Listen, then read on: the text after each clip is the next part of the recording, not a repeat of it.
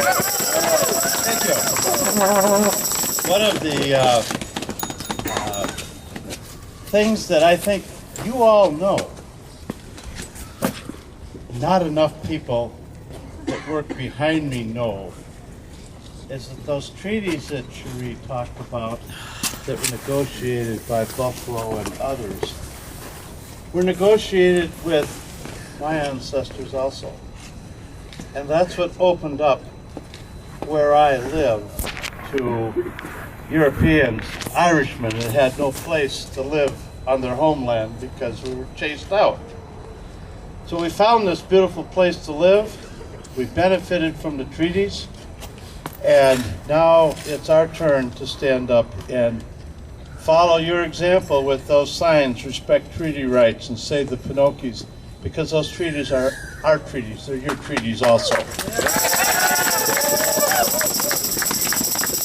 And if Governor Walker and Fitzgerald and Tim Sullivan and the list goes on, want to deny those treaties, they're really denying our heritage. They're denying who we are, and they're denying the history of Wisconsin. And that's really not the message we want to send to young people and to kids. That has nothing to do with respect.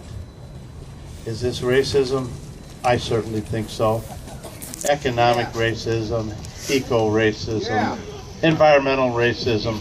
Racism is racism.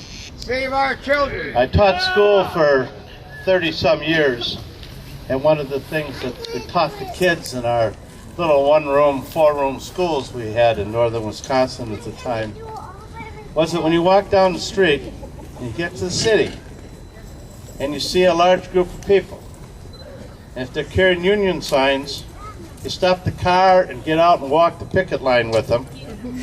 Or if there are people of color on one side of the street and people of another color on the other side of the street, the bottom line issue is racism. And that's what we really need to address. If we address racism, we won't have to carry signs, water is life, and save the Penokees, because we will know that that's how we save everything we have together. That's how we save everything that's beautiful in this world. I do want to thank you, and I want to thank all of you, because today, some of the good people that work in this building behind me are up in Ashland. And they're actually going out and learning about the Penokees and about the community. In a week or so, some more of those good people are going to come up. And they're going to sit down and have a discussion, a hearing, a listening session, to come to Ashland and let people tell their stories, to go to Wadena and let people tell their stories. Because the deck is really stacked against all of us up there. Whether it's the WIDA programs or it's these area economic development corporations that meet in secret with board members we don't get to know, who leech public funding from the Ashland County Board and probably the Dane County Board in the cities, and they come up with these grandiose economic plans that say, this is for all of us, let's get this mine thing behind us, so when the mine goes in, we'll have the payoff money from the user fees that come into our communities, and we can create more economic development. Well, let me tell you this. We don't need a mine to create economic development. The governor has offered to give everybody in the state of Wisconsin a couple $100 back. What I would like to counter that with is, give us that money and let us do our own development. We have excellent studies. We have great ideas.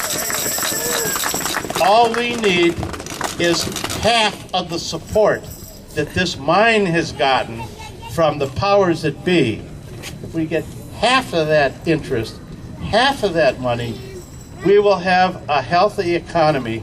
We will have jobs, not for 20 years, not for 30 years. We won't have jobs building water treatment plants along the bad rivers so we can keep the wild rice going and keep the the natural nursery areas for the sturgeon healthy, we'll have jobs that will be sustainable for the next couple of generations. And we'll still have our Penokee Hills, and we'll have our water. But let me tell you,